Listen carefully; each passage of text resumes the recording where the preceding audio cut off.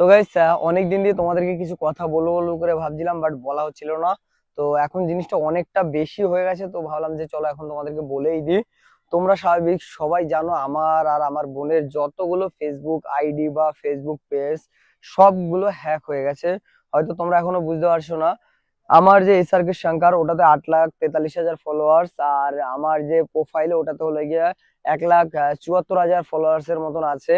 বোনেরটায় 2,80,000 followers পেজে। তারপর 92,000 followers ছিল আমার বোনের অ্যাকাউন্টে। দুটোই মানে হ্যাক হয়ে গেছে বলতে কি, 4-5 দিন ধরে আমাদের এরকম চলছিল।